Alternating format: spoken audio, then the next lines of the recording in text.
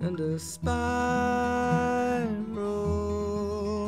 which reminded me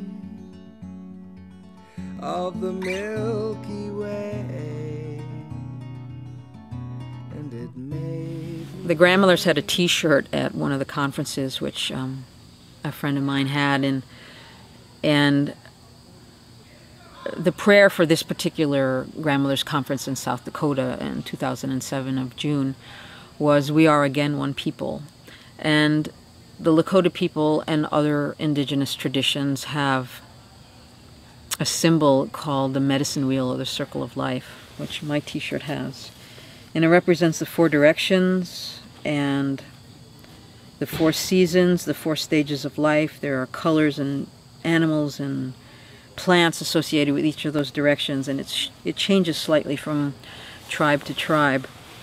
But the grandmothers have this prayer for this year that we are again one people, prayers for water around the earth.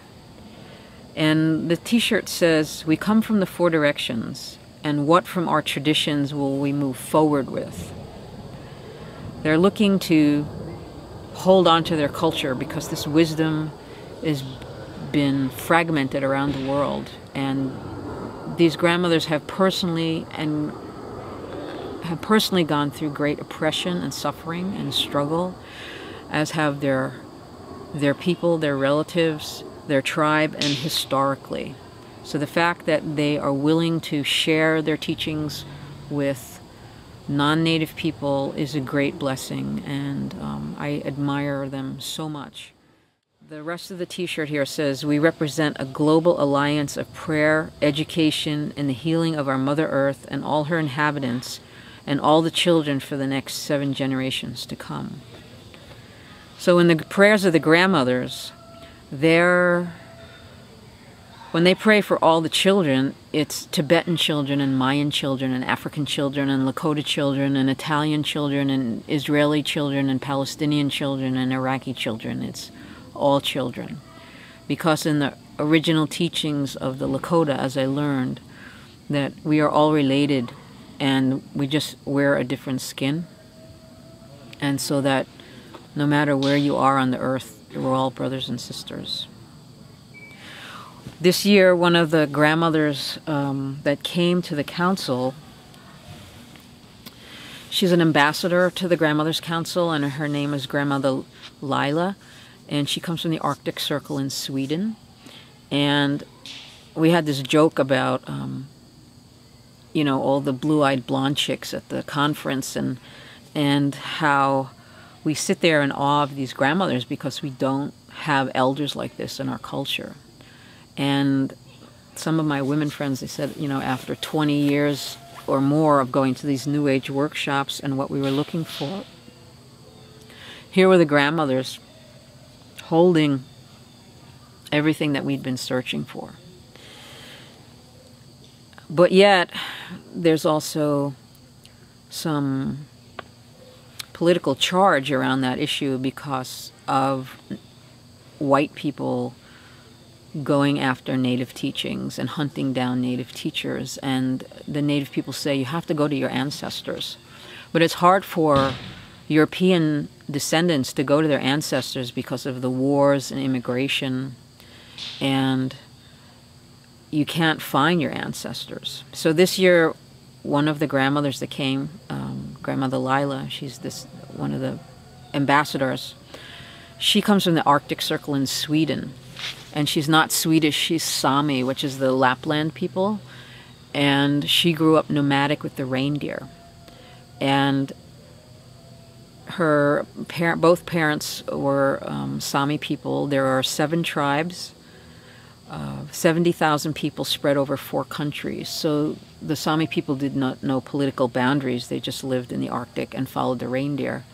Her mother was from one tribe, her father from another. She speaks 3 Sami languages, there's 7 altogether. She also speaks Swedish and English. And she shared some teachings with us that just brought everyone to tears. And I helped her out during the conference, giving her rides and so forth. And one day she gave me this gift. which is this little silver ball, and it had these loops on each side, like you could put a necklace chain through it. And I looked at it and I said, "Thank you." And she said, "Well, we give this to children to protect them from negative spirits, and also to people who have helped you, and you helped me. So I give you this necklace." And I looked at it and I said, "Wow, it looks like the 4 directions because of the circle with the 4 points." And she said, "That's what it means in my culture. This is our 4 directions, and it also means the earth, the moon, the sun, and the sacred fireplace." And I had tears in my eyes, because here was clear evidence that the sacred teachings of the 4 directions also came from Scandinavia. And I'm sure they were in Europe at some point, but because of all the hordes going through, so much was lost. I think the Celtic cross is also somehow connected to the medicine wheel, because there's a circle around the cross. So this Arctic grandmother shared a lot of her stories when she was growing up, about how they had sacred drums also, and how the church came and killed the shamans and the medicine people there and burned their sacred instruments. I worked with elders from Ecuador, the Quechua people, and they also told me stories how the Catholic missionaries, the Spanish missionaries, came in and made them put all their instruments in the center of the village, and made the elders light the fires of sacred instruments that were used for healing ceremonies that could have been centuries old. So as, you know, someone who's, all 4 of my grandparents came from Europe, from the same country,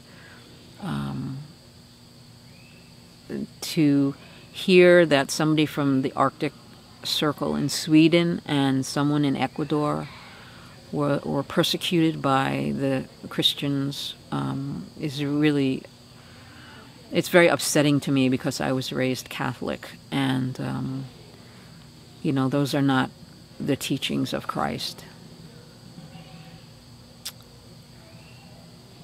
The wisdom that the Arctic grandmother shared with us, when she was 3 years old, she was sent out to deliver a message 25 miles away to another village.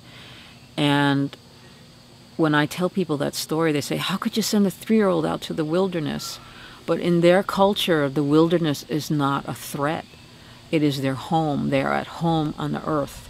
And it's only us Westerners who are so dissociated from the land. We don't know how to survive anymore on the land. We depend on, you know, the grocery store for what we need. We couldn't possibly survive more than a few days or a few weeks.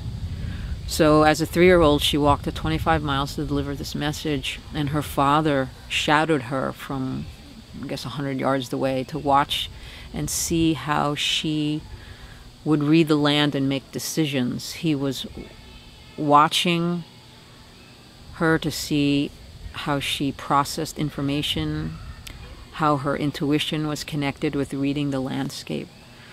And it was a very moving story to hear that, because she was totally at home in the Arctic wilderness.